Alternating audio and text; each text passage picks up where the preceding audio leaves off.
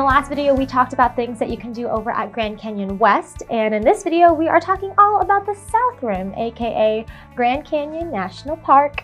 If you don't happen to know what either the West or the South Rim is, don't even know that there are different rims of the canyon, then we highly suggest checking out this video right here where we talk about the difference between the West and the South Rim and help you decide which one is best for you to visit. Let's go ahead and jump right in on what you can do at the South Rim. So just to be clear, because there is a lot to do over at the Grand Canyon, we're actually going to be going over the major points of interest and highlights that you can actually see and visit, the places that are super accessible for everyone. The majority of the South Rim is a national park, meaning that it is government-owned land. The South Rim has a variety of overlooks along with a lot of architectural history dating back all the way to the early 1900s. There are also shuttle buses that run every 10 to 15 minutes or so and that are available to take you from point to point. Pretty great little amenity if you've been driving all day and you don't really feel like driving and parking. So let's start off with Maverick Point. Maverick Point is just around the corner from the Grand Canyon Visitor Center, which is also a really great place to start if you want to get some more detailed info on the South Rim. So good starting point overall. Maverick Point is a point on a trail that goes along the edge of the canyon rim, also referred to as the Rim Trail. You can actually take this trail all the way down to Grand Canyon Village if you want to take a little bit more of the scenic route. Otherwise, you can also hop on a shuttle bus to get there too.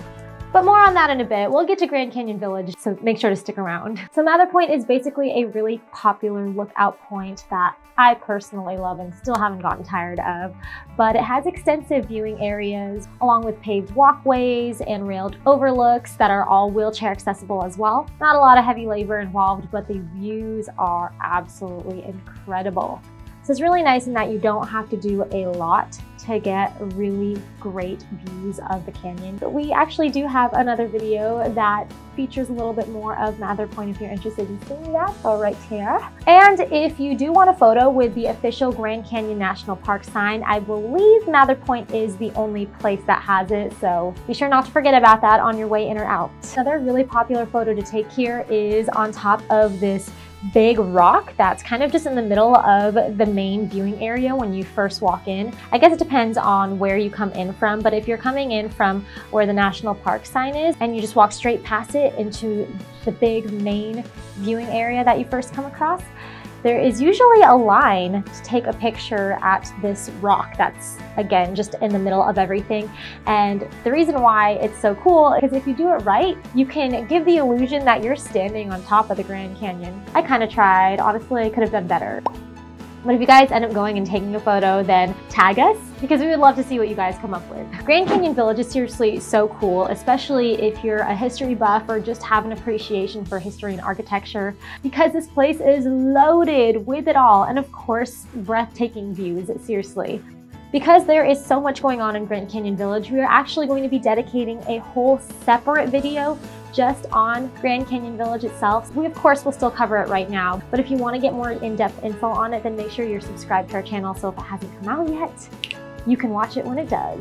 But going back to if you're a history buff, you're definitely going to want to check out Bright Angel Lodge. It's a lodge that was built in 1935, and there is this room in there called the History Room, which showcases a lot of work from master architect Mary Coulter. Grand Canyon Village is also built along the rim, so it is part of the Rim Trail. Remember, we talked about that earlier. So what's really nice about that too is that you can just walk along the rim of the canyon and just get a bunch of different perspectives and views on the canyon, because honestly, no two views are the same. So we actually want to cut to a little clip right here of one of our awesome trolley drivers, Mike, over out at the South Rim, talking about one of his personal favorite tips for getting a great photo out at Grand Canyon Village. As you are facing across the Grand Canyon, if you look up the hill to your right, you will see a big round building.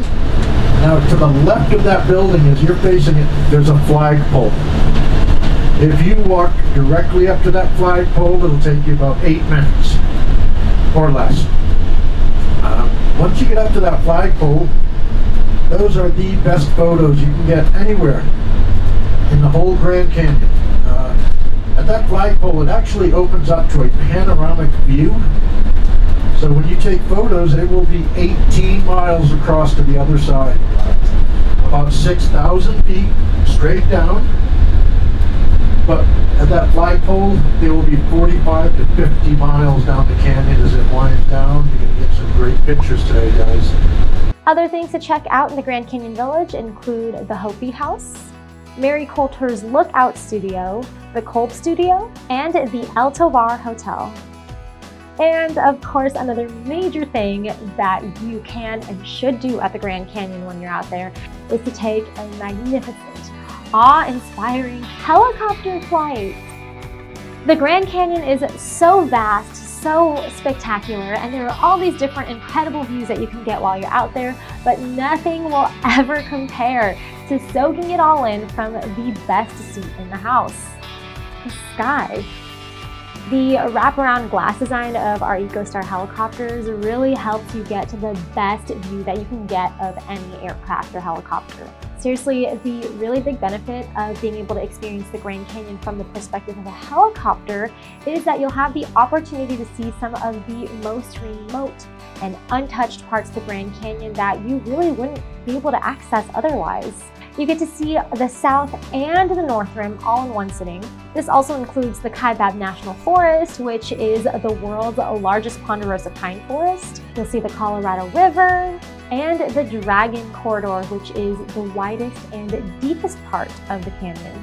The Desert View Watchtower. So if you're looking at the South Rim map, it's actually on the opposite side of Grand Canyon Village. It's located east on what's known as Desert View Drive, which is a really beautiful scenic drive that is definitely worth checking out if you're taking your own vehicle. So this is a 70-foot watchtower that is located on the rim of the canyon, and it also has an observation deck. It was designed by Mary Coulter, and it reflects the architecture of the ancient Puebloans. You can actually go inside the tower and see 100 miles across the canyon on a clear day. So that's definitely not a complete list of everything that you can do at the Grand Canyon, just some of the most popular highlights and things that you can do out there. So if you have just started in your research and planning, hopefully we gave you a great place or a solid place to start. If we did try to cover everything, then trust me, this video would just not end.